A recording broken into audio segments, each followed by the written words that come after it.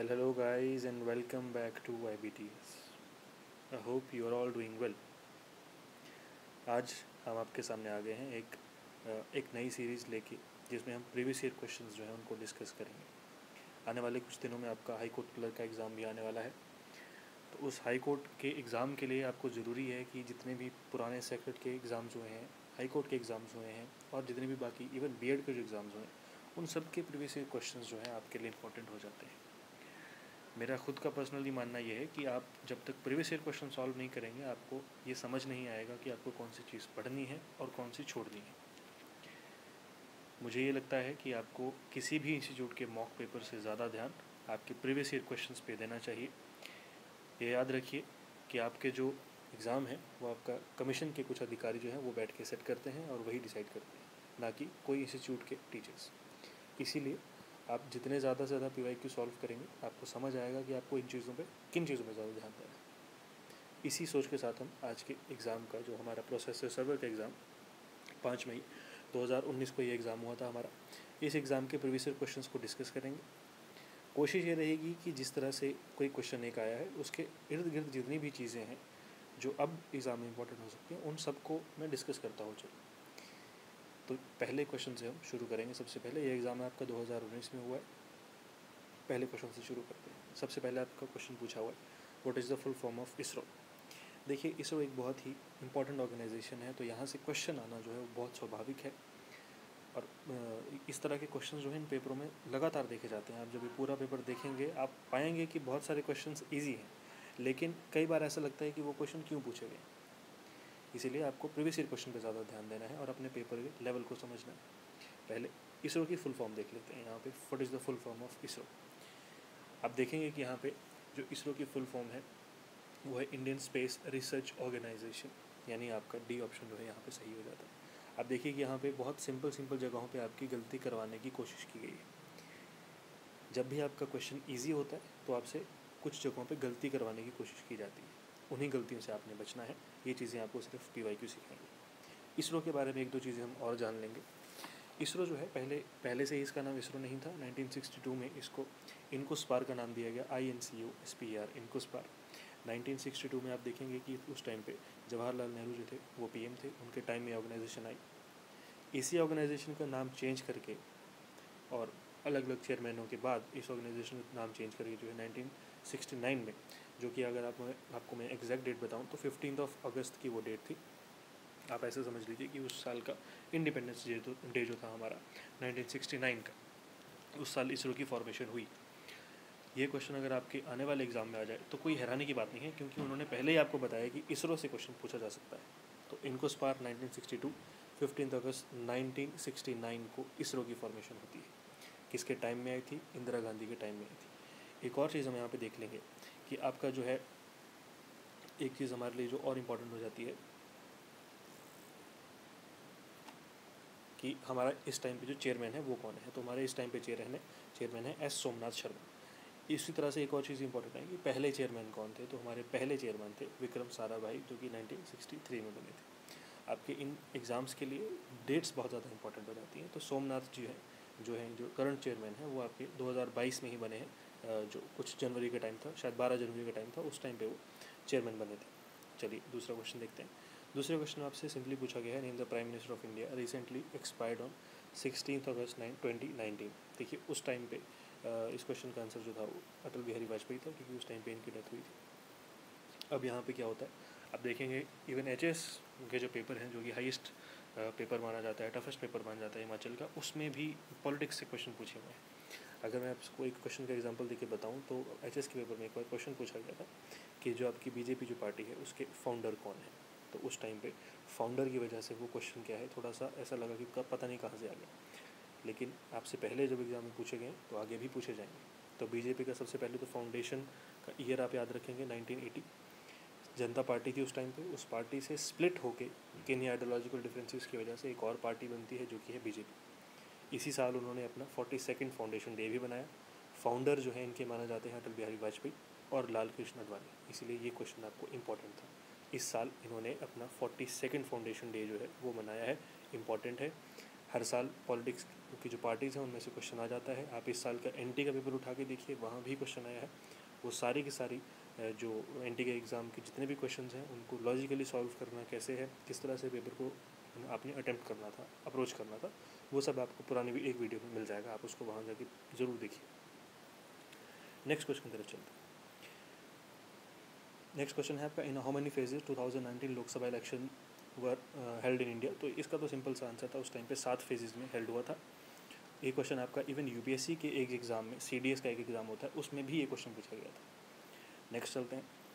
Question number 4 जो है ये जीएमटी के हिसाब से आपसे पूछा गया है कि इंडियन स्टैंडर्ड टाइम कितना पीछे है जीएमटी से। तो आप देखेंगे कि इंडिया का जो टाइम है वो 5 घंटे 30 मिनट पीछे है। अब इस यहाँ पे बिहाइंड पूछा है, जब आपको पूछेंगे कि कितना आगे है तो उस हिसाब से आप इसको +5.30 करके भी लगा सकते हैं।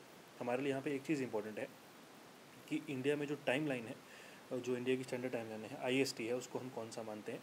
ये जो IST की बात हुई है तो हम इसको देख लेंगे। ये है आपका 82.5 डिग्री ईस्ट, या मैं इसको 82.5 डिग्री ईस्ट भी बोल सकता हूँ आपके लिए। ये तो इम्पोर्टेंट है कि कौन सी हमारी IST यानी इंडियन स्टैंडर्ड टाइम मानते हैं, वो तो इम्पोर्टेंट है। ये भी इम्पोर्टेंट है कि वो जो लाइन है वो कहाँ से गुजरती है। अगर आप मैप में देखेंगे तो आप पाएंगे कि एक तो जो है आपकी यूपी से गुजरती है, MP से गुजरती है, उड़ीसा, छत्तीसगढ़ और आंध्र प्रदेश, सिर्फ 5 स्टेट से गुजरती है। तो अगली बार आपको क्वेश्चन इस तरह से भी आ सकता है कि विच ऑफ द फॉलोइंग, कौन सी स्टेट्स हैं जिनमें से IST नहीं गुजरती है या गुजरती है। तो आप उस क्वेश्चन के लिए तैयार रहेंगे। नेक्स्ट क्वेश्चन है question number 5, which of the following is not an internet browser. तो यहाँ पे आप सिंपली देख सकते हैं, आपको पता चल जाएगा। ये तो कोई बहुत डिफ़िकल्ट क्वेश्चन है नहीं। ये एप्पल जो है ऑप्शन बी, ये आपका कोई ब्राउज़र है नहीं, बाकी सारे आपके ब्राउज़र। नेक्स्ट क्वेश्चन आप देखेंगे कि which of the following is one of the 7 modern wonders of the world present in India. India में कौन सा है ये पूछा गया है। आप सब जानते हैं कि ताजमहल जो है वो इंडिया में है, कहाँ पे है, आगरा में है। और आगरा कहाँ पे है आपका, यूपी में है। ये आपको पता होना चाहिए, ये सिंपल सा क्वेश्चन था। कुतुब मीनार जो है आपका दिल्ली में है, कुछ 72.5 मीटर इसकी हाइट है। अशोक चक्र तो आपका एक एम्बलम है हमारा। इस तरह का एक म्यूज़ियम जो है अपना इंडिया में ही पाया जाता है। सांची स्तूपा जो है ये आपके लिए इम्पॉर्टेंट है, ये आपका मध्य प्रदेश में पाया जाता है। ये एक बुद्धिस्ट मॉन्यूमेंट है। It is one of the oldest monuments और बहुत इंपॉर्टेंट मॉन्यूमेंट जो है आपका ये है, इसीलिए इसमें पूछा गया है। तो अगली बार अगर आपसे सांची स्तूपा पूछा जाए तो यू आर रेडी। नेक्स्ट देखते हैं, उस क्वेश्चन नंबर 7 में पूछा गया है कि 2019 में कुछ ब्लास्ट हुए थे, कौन से होटल में, मतलब कौन से होटल नहीं पूछा है, कौन सी कंट्री में हुए थे। तो आप देखेंगे कि वो श्रीलंका में वो इस तरह के जो ब्लास्ट हैं वो हुए थे। आज के लिए आपके लिए इंपॉर्टेंट नहीं है, आप थोड़े बहुत करंट अफेयर पढ़ेंगे, उनसे आपका काम बन जाएगा। 8th क्वेश्चन पूछा है, how many planets are there in the solar system after the year 2006। तो आपको पता है कि 2006 के बाद जो है आपका प्लूटो, उसको निकाल दिया गया था प्लैनेट्स की लिस्ट से बिकॉज ऑफ सम रीजंस। तो आपके सिर्फ 8 प्लैनेट्स जो हैं बच गए थे। उसके बाद आपके जो हैं उसके पहले जो है आपके 9 प्लैनेट्स होते थे, प्लूटो को काउंट किया जाता था, लेकिन प्लूटो को अब काउंट नहीं किया जाता। 9th क्वेश्चन की तरफ बढ़ते हैं, when is the earth day celebrated. Earth day आप देखेंगे दोस्तों कि आपका 22 अप्रैल को जो है सेलिब्रेट किया जाता है। इससे ही एक महीना पहले आप देखेंगे जो 22 मार्च का दिन है, उस दिन आपका वाटर डे जो है सेलिब्रेटेड किया जाता है। इस तरह से आपको प्रीवियस ईयर क्वेश्चंस को अप्रोच करना है। एक क्वेश्चन को पकड़ के आपको 3-4 और चीज़ें लपेट लेनी है ताकि आपका जो पढ़ाई है वो ईजी हो जाए। नेक्स्ट क्वेश्चन देखते हैं, when was the make in India initiative with primary goal of making India global manufacturing hub launched. ये जो है आपका सिर्फ सिंपल सा इसका आंसर है, 2014 में जो है ये आपका लॉन्च हुआ था।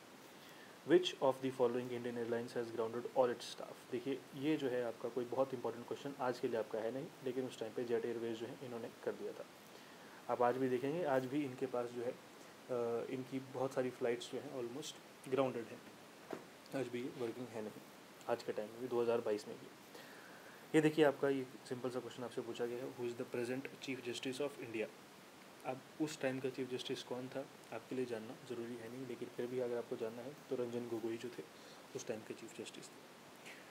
करंट जान लेते हैं, करंट कौन है। अभी कुछ दिन पहले ही बने हैं, आपको पता होना चाहिए कि DY चंद्रचूड़ जो हैं, आपने उनकी स्पीच भी सुनी होगी, लगातार वो न्यूज़पेपर में आते रहते हैं अपने जो है एक लिबरल तरह के विचारों के लिए। उनका एक स्टेटमेंट भी आया था कुछ टाइम पहले कि जो छोटे लॉयर्स हैं या फिर जो सीनियर लॉयर्स के अंडर काम करते हैं, एडवोकेट्स हैं, उन्हें बराबर पे मिलनी चाहिए और बराबर रिस्पेक्ट मिलनी चाहिए। They are not slaves. DY Chandrachud के पहले आप देखेंगे कि कौन थे, यू ललित, तो आपसे क्वेश्चन पूछा जा सकता है कि डी.वाई. चंद्रचूड़ जो हैं उन्होंने किसको रिप्लेस किया, तो यू ललित को रिप्लेस किया, और अब जो है आपके डी.वाई. चंद्रचूड़ हैं। नेक्स्ट हम देखते हैं द बिलियन नीरव मोदी जो है उन्होंने कौन से बैंक को डिफ्रॉड किया, तो ये तो जग जाहिर है कौन से बैंक को किया है, पंजाब नेशनल बैंक जो है उसको किया है। ये आप देखेंगे आपका 14th क्वेश्चन जो है ये आपके लिए कुछ खास अब के लिए तो इम्पोर्टेंट है नहीं। विच is the parent company of Vistara airlines, तो आपको पता है कि ये टाटा सन्स की है।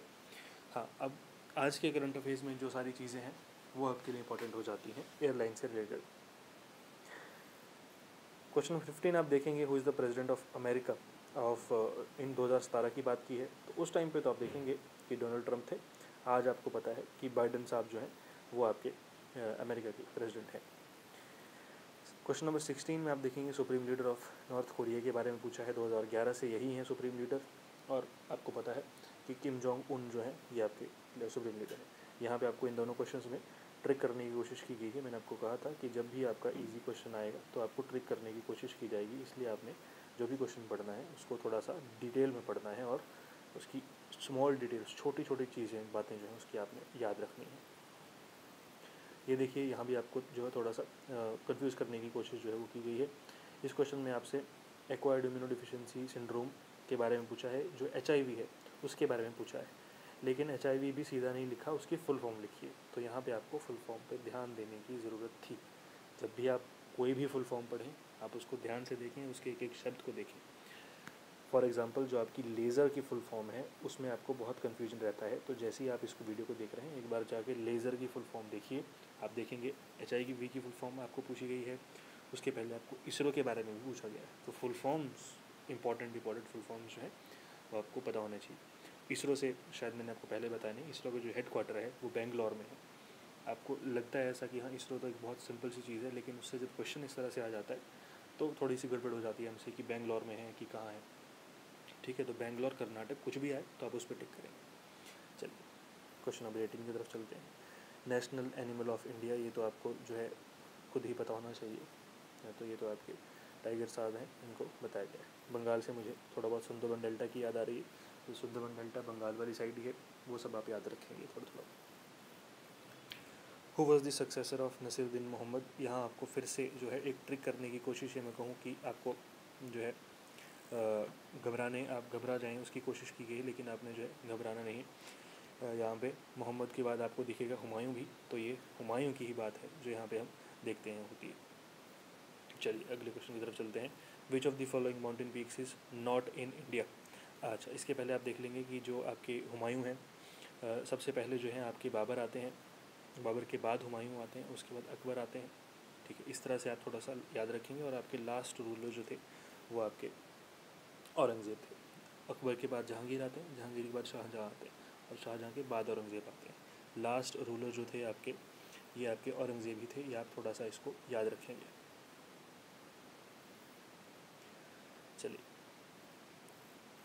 विच of the following mountain peaks is not in India, इसके बारे में पूछा गया है। तो आपको पता है कि कौन सी माउंटेन पीक जो है इंडिया में नहीं है। ये आपको सिंपल सी चीज़ है, जो आपकी माउंट एवरेस्ट है वो आपकी इंडिया में नहीं है।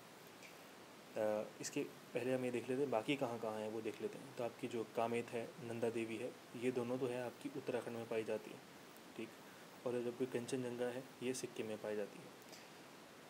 जो इंडिया है उसमें एक K2 नाम की पीक भी पाई जाती है, जो कि आपकी करंटली तो POK वाले रीजन में है, लेकिन अगर आपको एग्ज़ाम में क्वेश्चन आता है तो सेकंड हाईएस्ट पीक या फिर हाईएस्ट पीक ऑफ इंडिया, तो आप K2 होगा तो आप K2 पे ही टिक करेंगे, क्योंकि इंडिया ऑफिशियली जो है POK को अपना ही एरिया मानता है।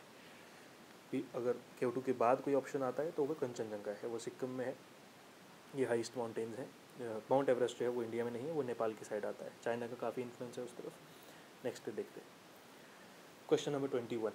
When did Himachal Pradesh achieve full statehood. आपको पता है कि 1971 में, अगर मैं डेट आपको बताऊं तो 25 जनवरी की जो डेट है वो हिमाचल के लिए बहुत इंपॉर्टेंट है। इस दिन हिमाचल जो है उसको पूरा स्टेटहुड मिलता है। बहुत सारी कोशिशों के बाद वाईएस परमार, पंडित पद्म देव, गौरी प्रसाद और भी बहुत सारे लोग, लालचंद प्रार्थी हो गए, और जितने भी आपके पहले जो इवन प्रिंसेस जो हैं, और बाद में जो पंजाब से एरिया है, सब लोगों की बहुत सारी मदद के बाद जो है, बहुत सारी एफर्ट्स के बाद, हमने बार बार प्राइवेट बिल्स रेज़ किए पार्लियामेंट में, उस सब के बाद हमें एक स्टेटहुड देखने को मिलता है। ये बहुत रोचक बात है, बहुत इंटरेस्टिंग और बहुत प्राउड की बात है कि हिमाचल प्रदेश को जब स्टेटहुड मिलता है तो हमारे पास जो है उस टाइम पे हमें बताया जाता है, और हम बहुत प्राउड है बाकी लोग भी इस पर, कि हिमाचल ने जो स्टेटहुड अचीव किया है वो बिना किसी वायलेंस के, बिना किसी खून खराबे के और बिना पार्लियामेंट में किसी भी तरह की अभद्र भाषा का प्रयोग किए बिना हमने अपना स्टेटहुड है जो है वो पाया है, जो कि हमारे लिए बहुत इंपॉर्टेंट था। हम 10-15 साल तक तो एक यूनियन टेरिटरी रहे, 56 से लेकर 71 तक यूनियन टेरिटरी हिमाचल रहा था। ठीक है, 25 जनवरी 1971 को हिमाचल प्रदेश पूरा स्टेटहुड मिल गया था हमें। उसके बाद जो हमारी अगली डेट आपको इंपॉर्टेंट पता होना चाहिए, 26 जनवरी 1950 को जो हमारा जो कॉन्स्टिट्यूशन है वो लागू हुआ था। इसीलिए हम रिपब्लिक डे जो है 26 जनवरी 1950 को मनाते हैं, कृपया इसको याद रखें। नेक्स्ट आप देखें, which is the longest river in Himachal Pradesh. तो आपको पता है सबसे लंबी रिवर जो है वो तो आपकी सतलुज है, लेकिन आप देखेंगे यहाँ पे कि सबसे गहरी रिवर या सबसे वॉल्यूम जिसका ज़्यादा है या फिर जो लार्जेस्ट है वो चेनाब है। तो लार्जेस्ट और लॉन्गेस्ट में थोड़ा सा फ़र्क है। लॉन्गेस्ट लेंथ के रूप में यूज़ होती है जो कि सतलुज है, जो आपकी चेनाब है वो डेप्थ के रूप में, यानी वॉल्यूम किसका ज़्यादा है उस रूप में उसको यूज़ किया जाता है। हल्का सा यहाँ पे इन रिवर्स के बारे में देख लेंगे ताकि आपका या तो आपको पता है तो रिवीजन हो जाए, नहीं पता है तो आप उसको याद करके रखें। सबसे पहले आप रावी का देखिए। रावी एक लड़के का नाम भी हो सकता है रवि, तो रवि एक पुरुष है तो आप पुरुष याद रखेंगे, यानी पुरुष। तो पुरुषनी जो है रवि का, रावी का पुराना नाम है। अब आपको नहीं भूलेगी ये चीज़। वैसे आप सतलुज का देखें तो सतलुज का सतुद्री है पुराना नाम। ये तो आपको सिंपली याद हो जाएगा, मुझे नहीं लगता कि इसमें कुछ भी, इन दोनों रिवर्स का तो आराम से हो गया। चेनाब का आप देखेंगे तो संस्कृत नाम जो है वो चंद्रभागा है, लेकिन उसका जो वैदिक नाम है वो अस्किनी है। उसी तरह ब्यास का आप देखेंगे तो ब्यास का वैदिक नाम तो अरिजिकिया है, लेकिन जो आपका संस्कृत नाम है वो विपाशा है। चलिए आगे देखते हैं। इन विच डिस्ट्रिक्ट दिस लेक सूरज ताल इज़ लोकेटेड। आप पाएंगे कि जो सूरज ताल है वो लाहौल स्पीति जो है उसमें आपकी लोकेटेड है। चलिए आगे चलते हैं। Who was the first governor of Himachal Pradesh. यहाँ पे आपको ये क्वेश्चन बहुत इंपॉर्टेंट है, हर बार इस तरह के क्वेश्चन पूछे ही जाते हैं। एस चक्रवर्ती जो है आपके पहले गवर्नर थे हिमाचल प्रदेश में। आज की मैं बात करूँ तो आज की आर.वी. आर्लेकर जो है आपके आज के गवर्नर हैं। उनसे पहले बंडारू दत्तात्रेय जो है एक गवर्नर हमारे हिमाचल के रह चुके हैं। Question number 25, where is Roerich art gallery located in Himachal Pradesh. आप देखेंगे कि इस तरह के नाम की जितनी भी गैलरीज हैं वो एक्चुअली शिमला में ही पाई जाती हैं, और रोरिच जो है वो भी एक फॉरेन नाम है। तो आप देखेंगे कि उनका ज़्यादा इन्फ्लुएंस आप देखेंगे शिमला में ही रहा है, कि शिमला को जो है उन्होंने एक अच्छी तरह से यूज़ किया। उनके लिए एक जो है समर स्टेशन था, यहाँ पे वो आ सकते थे ठंड के मौसम में। चलिए नेक्स्ट देखिए, where is the golf course located in Shimla. तो आप पाएंगे जो आपका गोल्फ कोर्स है वो नालदेहरा में जो है, ऑप्शन बी, वहाँ पे ये पाया जाता है। चलिए क्वेश्चन नंबर 27, म्यूनिसिपल कमेटी जो है वो कब सेटअप हुई थी। तो ये क्वेश्चन जो है इसमें कोई भी आंसर करेक्ट है नहीं। ये आपका question number, option number C ठीक होता अगर यहाँ पे 1852 दिया होता। ये इंपॉर्टेंट क्वेश्चन है, अगली बार आपको ये क्वेश्चन आ सकता है। मैं ये मानता हूँ कि इस तरह के क्वेश्चन आपके रिपीट होते रहते हैं। क्वेश्चन नंबर 28, शोभा सिंह आर्ट गैलरी जो है वो कहाँ है। आई थिंक आप सब ने ये क्वेश्चन तो एकदम से पता कर लिया होगा, अंद्रेटा पालमपुर में है। उसी तरह इस तरह की आर्ट गैलरी से मुझे एक और याद आ रहा है, भोरी सिंह म्यूजियम जो है वो आपका चंबा में पाया जाता है। चलिए आगे देखते हैं। What was the earlier name of advance studies institute. आप देखेंगे कि इसका जो पुराना नाम है वो बहुत इंपॉर्टेंट आपके लिए, वाइस रीगल लॉज जो है इसका पुराना नाम है। वाइस रीगल लॉज के बारे में जो थोड़ी बहुत इंपॉर्टेंट बातें आपको पता होनी चाहिए वो ये हैं कि 1960 जो है उसमें जो आपकी वाइस रीगल लॉज है उसका जो नाम है, वाइस रीगल लॉज का नाम चेंज करके एडवांस स्टडीज़ इंस्टीट्यूट बना दिया गया। ये आपके लिए इंपॉर्टेंट है, इस बार ये क्वेश्चन आया है तो अगली बार 1960 में हुआ है, ये कब हुआ है ये क्वेश्चन आपसे पूछा जा सकता है। एक दो और चीज़ें इसके बारे में, इसका डिज़ाइन किसने किया था। तो हेनरी इरविन जो है उन्होंने इसका डिज़ाइन किया था। उस टाइम पे आपके जो गवर्नर उस टाइम पे जो मेन पावर में थे वो लॉर्ड डफरिन थे। अच्छा, इसकी कंस्ट्रक्शन जो है आप देखेंगे, कंस्ट्रक्शन अलग टाइम पे स्टार्ट हुई है और पूरा होने में इसको 8 साल लगे हैं। तो 1880 जो है उसमें इसकी कंस्ट्रक्शन स्टार्ट हुई और 1888 में कंप्लीट हुई। ये क्वेश्चन आपके लिए बहुत इंपॉर्टेंट बन जाता है कि कब ये कंप्लीट हुई है। तो 8 साल बाद कंप्लीट हुई है। कितने साल लगे, 8 साल। कब शुरू हुई, 1880। कब कंप्लीट हुई, 1888। ये आपके लिए तीनों क्वेश्चन इंपॉर्टेंट है। नेक्स्ट आप देखेंगे कि यहाँ पे जो पहले रेजिडेंट वो आपके वही हैं जो उस टाइम पे पावर में थे, आपके लॉर्ड डफरिन जो है गवर्नर थे उस टाइम पे। नेक्स्ट आप देखेंगे कि हाईएस्ट पीक के बारे में पूछा गया है हिमाचल में। अब देखिए बहुत सारे बच्चे मुझसे क्लास में भी पूछते रहते हैं कि हाईएस्ट पीक में उनको कन्फ्यूजन रहता है कि शिल्ला है कि कोई और है। मैं ये मानता हूँ कि जब आपको कमीशन ने बार बार प्रीवियस ईयर क्वेश्चंस में दे दिया है और आपको अपनी आंसर की में बताया है कि शिल्ला ही सबसे ज़्यादा हाई है, तो अब उसमें कोई वो नहीं रह जाता, उसमें कोई कन्फ्यूजन नहीं रह जाता। चाहे आप कुछ भी मानते हो, चाहे नेट कुछ भी बोलता हो, लेकिन कमीशन आपको बार बार बता रहा है कि शिल्ला आपकी सबसे हाईएस्ट पीक है हिमाचल में, ऑफिशियली वही मानी जाती है, तो आप शिल्ला को ही टिक करेंगे, चाहे आपका पर्सनल बिलीफ कुछ भी हो, क्योंकि आपको नंबर लेके आने वहाँ पे बहस नहीं करनी है आपको। ठीक, चलिए बाकी देख लेते हैं कहाँ पे। हनुमान टिब्बा जो है आपका कांगड़ा में पाया जाता है। ठीक, देव टिब्बा जो है वो आपका कुल्लू में पाया जाता है। ठीक है, चलिए आगे चलते हैं। Which river is associated with नापथा जाकड़ी हाइडल प्रोजेक्ट। ये क्वेश्चन इंपॉर्टेंट है, मैं इस क्वेश्चन पे आपके पूरे 2-3 मिनट लूँगा और हाइडल प्रोजेक्ट्स के बारे में आपको एक अच्छी सी समझ दे के मैं जाऊँगा। चलिए, हाइडल प्रोजेक्ट जो है कहाँ है, किस रिवर पे कौन सा है, सबसे पहले तो इस क्वेश्चन को ही सॉल्व कर लेते हैं। कहाँ पे? नापथा जाकड़ी जो है वो सतलुज पे है, ये आप याद रखेंगे। अब ये देखेंगे कि सतलुज पे कौन कौन से हैं। आप देखेंगे खारचाम वांगटू, ठीक है, KW लिख रहा हूँ, खारचाम वांगटू है, रुकती है, शांगटोंग है, ये तीनों आपके सतलुज पे हैं। अच्छा, ये जो आपका नापथा जाकड़ी है ये कहाँ है, तो ये आपका किन्नौर में आपको देखने को मिलता है, थोड़ा बहुत शिमला में भी देखने को मिलता है। तो किन्नौर शिमला कितने वॉट का है, ये तो 1500 मेगावाट का जो है ये आपको देखने को मिलता है। ये बहुत इंपॉर्टेंट है आपके लिए, 1500 मेगावाट। ठीक है, चलिए और देखते हैं इसके बारे में और कौन सी रिवर पे कौन से हैं। आप देखेंगे कि ब्यास जो है आप जो सैंज हो गया, लारजी हो गया, ये दोनों इस पे हैं। और ये कहाँ पे हैं, तो जी ये कुल्लू में है। ब्यास कहाँ से निकलती है, तो वहीं से निकलती है। आप देखेंगे जो आपका रोहतांग पास है वहीं से निकलती है आपकी ब्यास। उसके सिवाय अगर मैं सतलुज, इसके बाद जो सतलुज की बात करूँ तो सतलुज जो है आपको पता है रकास ताल, यानी जो आपकी तिब्बत वाला एरिया वहाँ से निकलती है। किन्नौर में शिपकिला जो दर्रा है किन्नौर की तरफ से, शिमला की तरफ से जो है आपकी एंटर करती है, बहुत इंपॉर्टेंट है। सबसे लंबी नदी हिमाचल में यही पाई जाती है, इसलिए बहुत सारे प्रोजेक्ट्स सतलुज पे हैं। फिर आप देखेंगे चिनाब के बारे में। चिनाब का मैंने आपको पुराना नाम बता दिया है, इसका चंद्रभागा है और इसका दूसरा नाम जो है वो अस्किने भी पाया जाता है, जो कि एक वैदिक नाम है। चलिए, चिनाब पे कौन कौन से हैं। चिनाब पे आप देखेंगे सेली है और रावली है, ये दोनों इस पे हैं। और ये कहाँ पे हैं, तो ये भरमौर में है। भरमौर में है, तो भरमौर कहाँ पे है जी, भरमौर है चंबा में। भरमौर में ही आप देखेंगे कि आपको जो एक पहले क्वेश्चन आया हुआ है, जो 84 टेम्पल है वो कहाँ पे है, वो भरमौर में है जी। अच्छा, ये 84 टेम्पल किसके उसमें बनाया गया है, तो ये योगी चरपतनाथ जो है साहिल वर्मन के टाइम में, जो कि चंबा के ही राजा थे, उनके टाइम में 84 साधुओं के साथ आए थे और उन्होंने राजा को जो है 10 पुत्रों का जो है एक आशीर्वाद दिया। राजा के पास कोई बच्चा था नहीं, तो आशीर्वाद दिया और बाद में उन्होंने राजा की काफ़ी मदद की, इसलिए जो है वहाँ पे 84 टेम्पल उनके उपलक्ष्य में जो है बनाया गया।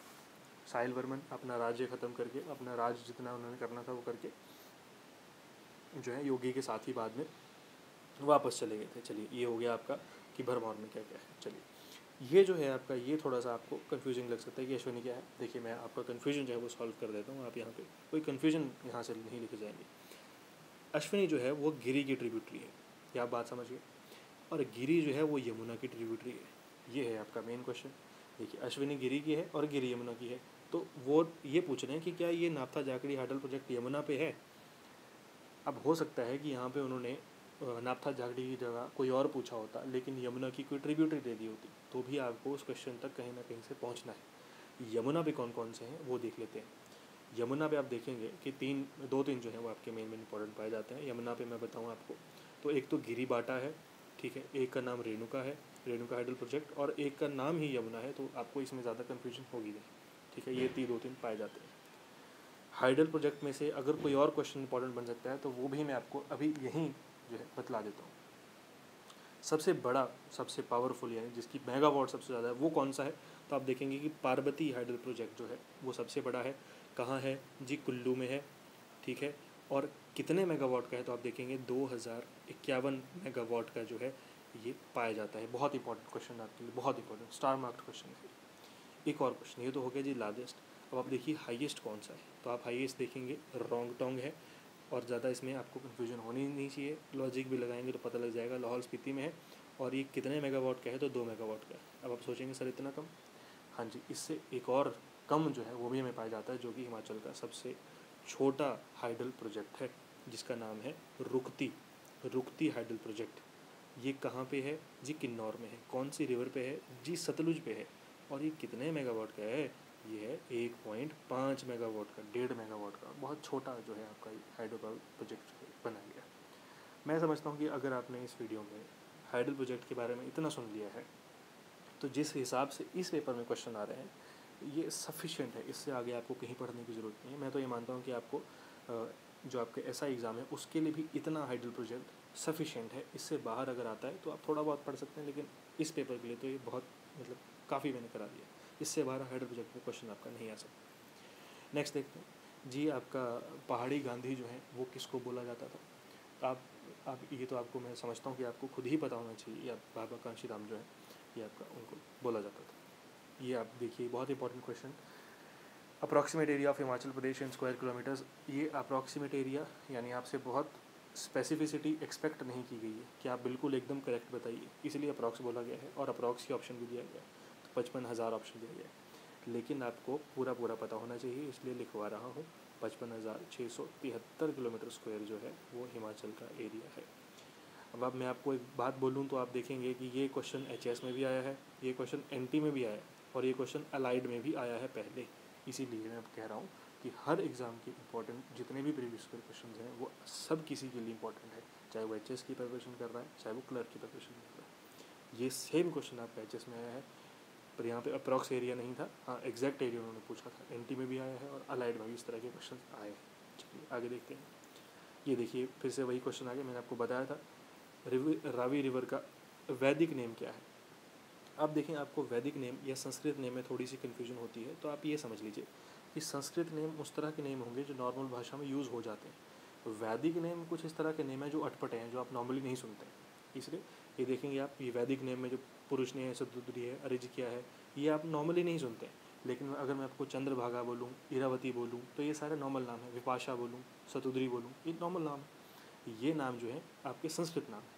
वैदिक नाम आपके थोड़े बहुत अटपटे नाम आपको जहाँ दिखे तो समझ जाइए कि वो वैदिक नाम है। ठीक, तो मैंने आपको बताया था कि रवि एक पुरुष का नाम है। ठीक है, रवि, आप रावी पढ़िए, मैं इसको रवि से याद कर लेता हूँ कि रवि एक पुरुष का नाम है, तो इसकी जो है ऑप्शन ए परुष्णी जो है इसका हो जाएगा। मैं नहीं मानता कि आपको कभी भी आज के बाद इस क्वेश्चन में तो आपको कोई कन्फ्यूजन नहीं होगी, इतना मेरा मानना रहेगा। चलिए question number 35, how many districts are there in Himachal Pradesh. आप देखेंगे 12 डिस्ट्रिक्ट्स जो है आपकी पाई जाती है। अगर मैं आपको इसका थोड़ा सा बैकग्राउंड से आपको समझा दूँ हल्का सा, बस 2 मिनट में, तो आप देखेंगे कि सबसे पहले आप देखेंगे हिमाचल की जब फॉर्मेशन होती है तो चंबा होता है, मंडी होता है, महासू होता है, सिरमौर होता है। 1954 में बिलासपुर आ जाता है आपके पास। बिलासपुर के राजा उस टाइम पे आनंद चंद थे। उसके बाद आप देखेंगे किन्नौर आ जाता है 1960 में। कहाँ से आता है? महासू से ही कुछ एरिया काट के, चीनी तहसील को काट के किन्नौर कर दिया जाता है। याद रखेंगे ये जो महासू है ये बाद में जाके शिमला बन जाता है। चंबा, मंडी, महासू, सिरमौर, बिलासपुर, किन्नौर। उसके बाद पंजाब से जब एरिया आता है तो हमारे पास कुल्लू आता है, कांगड़ा आता है, शिमला आता है और लाहौल स्पीति आता है। उसके बाद इसी कांगड़ा में से आप देखेंगे हमीरपुर और ऊना निकलता है। और ये जो शिमला है, शिमला का महासू का जो मेजर एरिया है वो शिमला को चला जाता है। तो ये आपकी 12 डिस्ट्रिक्ट्स हैं।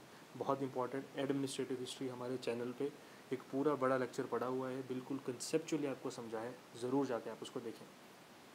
चलिए, who was the first chief minister of Himachal Pradesh. तो आप जो है इसमें तो आपको कोई कन्फ्यूजन होनी ही नहीं चाहिए। वाई एस परमार जो है बहुत महान नेता रहे हैं, बहुत काम किया है इन्होंने। हिमाचल में आप देखेंगे कि ये आईएनसी यानी कांग्रेस के नेता हैं, लेकिन कुछ नेता ऐसे होते हैं जो पार्टी से आगे बढ़ जाते हैं, जिनकी रिस्पेक्ट दोनों पार्टियां करती हैं। तो परमार साहब एक ऐसे नेता थे। उसी तरह के एक नेता और कोई और नेता के नाम याद आता है तो वाजपेयी साहब का नाम याद आता है, जिसको दोनों तरफ की पार्टियाँ जो हैं रिस्पेक्ट करती हैं। तो परमार साहब भी कुछ उसी श्रेणी के, उसी शैली के व्यक्ति थे। चलिए, who was the first chief justice of Himachal Pradesh. तो ये आप देखेंगे एम.एच. बेग जो हैं पहले चीफ जस्टिस थे। ये मेरे लिए इंपॉर्टेंट है, ये दूसरा ऑप्शन जो एमसीएम मेहरचंद महाजन है, जिनके बाद आपकी एमसीएम डीएवी भी आप देखते हैं। मेहरचंद महाजन के बारे में 2-3 चीज़ें मैं आपको बताना चाहूँगा जो आपके अगले एग्ज़ाम्स में आ सकती हैं। मुझे पूरा इसमें है कि इन एग्ज़ाम्स में तो आ सकती है। देखिए, मेहरचंद महाजन जो है वो आपके कांगड़ा से बिलोंग करते थे, लेकिन कांगड़ा जिस टाइम पे ये पैदा हुए थे ऑब्वियसली उस टाइम पे कांगड़ा जो है वो पंजाब में था। ये कौन से चीफ जस्टिस बने हिमाचल के? ये भी चीफ जस्टिस बने। आप देखेंगे कि ये 3rd चीफ जस्टिस बने। कांगड़ा से थे, थर्ड चीफ जस्टिस बने। कब बने जी? 1954 में बने। तो ये जो आप देखें 1954 में बने। इनके बारे में एक दो बातें और इम्पोर्टेंट। MCM जो मेचंद महाजन हैं, ये आपके पहले PM भी रह चुके हैं। कहाँ के? जम्मू के रह चुके हैं, ठीक है, जम्मू एक अलग एंटिटी था पहले, जब तक वो इंडिया में नहीं मिला था, ठीक। तो जब हरी सिंह राजा थे उस टाइम पे, तो उन्होंने इनको जो है मेचंद महाजन जो है उनको अपना PM रखा हुआ था। उसके बाद आप देखेंगे कि INC के नॉमिनी भी थे, यानी इंटरनेशनल कांग्रेस के नॉमिनी भी थे। दूसरा, ये जो आपका एक रेड क्लिफ मिशन था, रेड क्लिफ मिशन जो कि बाउंड्री कमीशन था, उसके भी नॉमिनी थे। तो आपसे पूछा जा सकता है कि which of the following chief justice of Himachal Pradesh was the nominee of Radcliffe mission, ठीक है। चलिए आगे चलते हैं। आप देखेंगे next question is where is the high court of Himachal Pradesh. ये आपको सिंपली पता होना चाहिए भाई, ये तो शिमला में है। चलिए आगे चलते हैं। 39 what is the state animal of Himachal Pradesh. I think ये तो आप सबको पता है, स्नो लेपर्ड, ठीक। चलिए आगे चलते हैं। What is the state flower of Himachal Pradesh. देखिए आपको किस तरह के कितने आसान क्वेश्चंस जो हैं वो आपको पूछे गए हैं। स्टेट फ्लावर ऑफ हिमाचल प्रदेश कौन सा है? Pink rhododendron. ये आपको मैं मानता हूँ ये पता होना चाहिए। प्रेजेंट गवर्नर मैंने आपको बताया था पहले, present governor of Himachal Pradesh. आप देखेंगे उस टाइम पे जो आपके प्रेजेंट गवर्नर थे वो तो अलग थे। कौन थे उस टाइम पे? देवव्रत साहब थे। अब आपके जो हैं RV आर्लेकर जो हैं वो आपके हैं। उसके पहले बंडारू दत्तात्रेय जो हैं वो आपके गवर्नर रह चुके हैं। चलिए आगे चलते हैं। How many seats are there in Himachal Pradesh Vidhan Sabha. ये आपकी 68 सीट्स जो हैं हिमाचल में जो विधानसभा में पाई जाती हैं।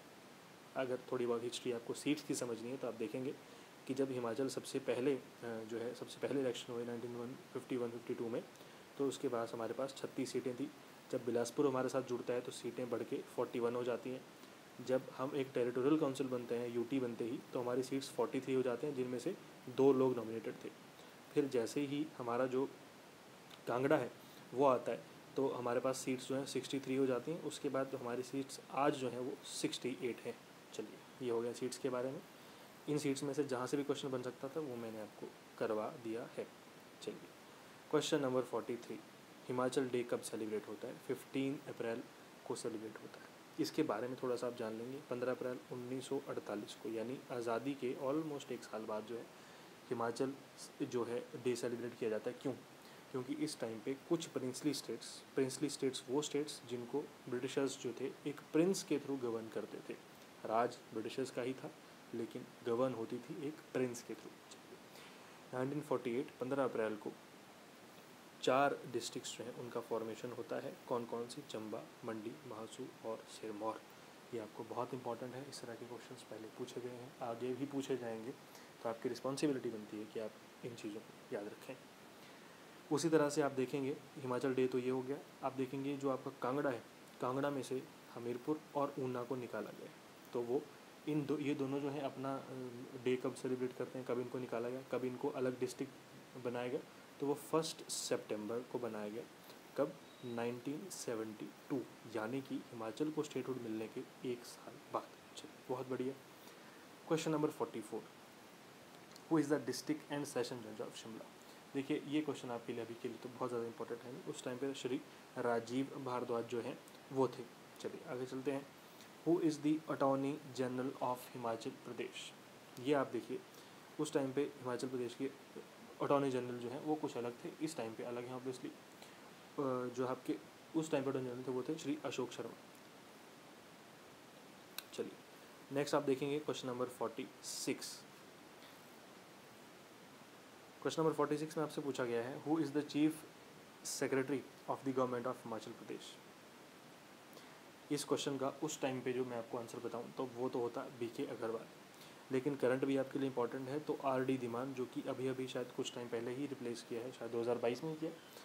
RD धीमान जो है वो आज आपके जो है इस टाइम के चीफ सेक्रेटरी हैं। वो कौन है? वो 1988 बैच के IPS हैं। 1988 में उनका जो है उनको IAS बैच मिला था। इस टाइम पे आप एक चीज़ और देख लेंगे कि हिमाचल प्रदेश के जो चीफ जस्टिस हैं हाई कोर्ट के, वो हैं जस्टिस अमजद आतिशाम सैयद। ये आपके लिए इंपॉर्टेंट हो जाता है जिस तरह से ये सारी चीज़ें। उसी तरह अगर मैं एक दो आपको और चीज़ों के जो हैं बता दूं, जैसे पहले अटॉर्नी जनरल का क्वेश्चन आया था, तो मुझे लगता है आपको CAG भी पता होना चाहिए। जो इंडिया का चीफ कंट्रोलर ऑडिटर जनरल है वो आपके GC मुर्मू है, ठीक है, इसको आप याद रखेंगे, GC मुर्मू है। RBI के गवर्नर का भी आपको पता होना चाहिए, तो वो शक्तिकांत दास हैं। ये आप दोनों चीज़ें बहुत अच्छे तरीके से याद रखें तो बहुत अच्छा रहेगा। चलिए आगे बढ़ते हैं। क्वेश्चन नंबर 47th क्वेश्चन में आपसे पूछा गया है, who is the education minister of Himachal Pradesh. अब देखिए यहाँ पे उस टाइम पे जो आपके एजुकेशन मिनिस्टर थे वो थे सुरेश भारद्वाज। ये आपके लिए इंपॉर्टेंट नहीं है पहले कौन थे। आज जो है आपके, आप देखेंगे जो बिक्रम सिंह है वो आपके सॉरी आपके जो गोविंद ठाकुर हैं, गोविंद ठाकुर जो है वो आपके एजुकेशन मिनिस्टर जो है वो आपके बन गए। अच्छा, यहाँ पे ये भी जानना ज़रूरी है कि यूनियन जो है हमारा सेंटर में जो वो कौन है, तो धर्मेंद्र प्रधान नाम के जो व्यक्ति हैं वो इस टाइम पे एजुकेशन मिनिस्टर हैं। आपको याद होगा कि हिमाचल में जो है RD धीमान जो है वो भी एजुकेशन मिनिस्टर रह चुके हैं, जो कि हमीरपुर ज़िले से संबंध रखते हैं। चलिए, when was the Himachal Pradesh university established, तो ये आप देखेंगे 1970 जो है उसमें आपकी ये एस्टेब्लिश हो चुकी थी आपकी HPU जो है। अच्छा, इसके जो वाइस चांसलर हैं आज इस टाइम पे कौन है, वो आपके लिए इम्पॉर्टेंट है, ये हैं राजेंद्र सिंह चौहान, ये आपके लिए इम्पॉर्टेंट है। चलिए नेक्स्ट आप देखेंगे, where is Ghatotkacha tree temple located in Himachal Pradesh. तो ये तो बहुत सिंपल है, आप शायद गए भी होंगे उस तरफ, तो ये मनाली में जो है आपका पाया जाता है। अच्छा, यहाँ पे आप ये देख लेंगे मनाली में और कौन कौन सी जो चीज़ें हैं, कौन कौन से मंदिर हैं वो पाए जाते हैं। एक क्वेश्चन को लेके हम और 2-3 जगह के जो क्वेश्चन हैं उनको लपेट लेंगे साथ में। चलिए देखते हैं मनाली में कौन कौन से हैं। अब देखें घटोत्कच ट्री टेम्पल तो है ही, ये ट्री नहीं भी लगाएंगे तो घटोत्कच टेम्पल आपको याद होगा कि वहाँ पे है। एक हिडिम्बा टेम्पल है वहाँ पे, गौरी शंकर टेम्पल वहाँ पे है, बिजली महादेव टेम्पल आप देखते हैं वहाँ पे है। फिर आप देखेंगे जो वशिष्ठ टेम्पल है एक, वो भी वहाँ पे है। गायत्री टेम्पल वहाँ पे है, मनु टेम्पल भी वहाँ पे है। तो इन्हीं कुछ वजहों की वजह से जो है हिमाचल को जो है आप देखेंगे देवभूमि भी कहा गया है। इतने सारे मंदिर जो है यहाँ पे पाए जाते हैं। चलिए आपका लास्ट क्वेश्चन जो है वो हम देखेंगे, बहुत इंपॉर्टेंट क्वेश्चन, बहुत लास्ट में दिया गया है, लेकिन सबसे इंपॉर्टेंट क्वेश्चन मुझे लगता है यही है। मेरे मानने तो यही क्वेश्चन को थोड़ा सा गलत तरीके से फ्रेम किया गया है। आप देखेंगे पार्लियामेंट में दोनों चीज़ें आती हैं, राज्यसभा और लोकसभा भी आती है। तो यहाँ पे सिर्फ हिमाचल की कितनी सीट्स हैं, तो आप देखेंगे कि जो लोकसभा है उसमें हिमाचल की 4 सीट्स हैं और राज्यसभा में हिमाचल की 3 सीट्स हैं। हालांकि इस क्वेश्चन का आंसर जो है वो 4 है। पॉलिटिकल क्वेश्चन पूछ ले जाते हैं, इसीलिए मैं आपको अभी बता रहा हूँ कि इस टाइम पे हिमाचल के पास जो है जो लोकसभा की जो सीट्स हैं उसमें 3 सीट्स जो है वो तो BJP के पास है, 1 सीट कांग्रेस के पास है। कौन कौन सी हैं ज़रा देखते हैं कहाँ कहाँ से आती हैं। एक आप देखेंगे कांगड़ा से आती हैं, एक मंडी से आती है, एक हमीरपुर से आती है और एक आपकी शिमला से आती है। कांगड़ा से आप देखेंगे जो आपके कृष्ण कपूर हैं वो आपके यहाँ कांगड़ा में जो इन सीट पे वो बैठे हैं। प्रतिभा जी जो हैं वो यहाँ से बैठी हैं मंडी से, और प्रतिभा जी जो हैं वो INC यानी इंडियन नेशनल कांग्रेस से संबंध रखती है। हमीरपुर जो है आपको पता है वहाँ से अनुराग ठाकुर आते हैं, जिनके पास इस टाइम पे सेंटर की 2 मिनिस्ट्रीज़ हैं, बहुत इंपॉर्टेंट मिनिस्टर हैं सेंटर के, बहुत चाहते हैं। और इसके बाद आप देखेंगे शिमला में जो है वो सुरेश कुमार कश्यप जो है वो आपके मिलते हैं। ये आपके BJP की हैं तीनों, सिर्फ प्रतिभा जी को छोड़। उसी तरह अगर आपसे राज्यसभा से पूछ लिया जाए तो आप देखेंगे कि वहाँ पे आपके इस टाइम पे हिमाचल से जो आपके इस टाइम पे BJP के प्रेसिडेंट भी हैं JP नड्डा साहब वो हैं, इंदु गोस्वामी हैं और सिकंदर कुमार जो है वो भी यहाँ पे आपको यहीं राज्यसभा में जो है वो मिलते हैं। अब आपके लिए ये इंपॉर्टेंट नहीं है कि लोकसभा राज्यसभा किस तरह से चुनाव होते हैं, ये वो आपके लिए बहुत सिंपल क्वेश्चंस जो है वो आपको आते हैं, और उन्हीं क्वेश्चंस में जो जो फैक्ट आपको और पूछे जा सकते हैं और जो ब्रांचिंग हो सकती है क्वेश्चंस की वो मैंने करवा दी। अब मेरी उम्मीद बस आपसे ये रहेगी कि आपको इस तरह की ब्रांचिंग, इस तरह के क्वेश्चंस की डेप्थ में जाके और चीज़ों को कवर करना पसंद आया होगा। अगली वीडियोस तभी बना पाएंगे और तब जब आपका सपोर्ट मिलेगा। यदि आप इन वीडियोस को सपोर्ट करेंगे तो हमारी पूरी कोशिश रहेगी कि ज़्यादा से ज़्यादा वीडियोस, ज़्यादा से ज़्यादा क्वेश्चंस जो है आपके पास पहुंचा सकें। यदि आप इस वीडियो को सपोर्ट करेंगे तो मेरा आपसे जो है एक पर्सनल वादा है कि बिल्कुल आपकी जो है पूरी हेल्प की जाएगी, पूरे प्रीवियस क्वेश्चंस जो है आपको पहुँचा दिए जाएंगे। मैं उम्मीद करूँगा आपको ये वीडियो अच्छी लगी होगी। मिलते हैं अगली वीडियो में जिसमें कि हम और थोड़े से प्रीवाइक्यूज जो है उसको डिस्कस कर लेंगे। धन्यवाद, मैं हूँ सुशांत और अब मिलते हैं अगली बार। तब तक के लिए पढ़ते रहिए। Thank you.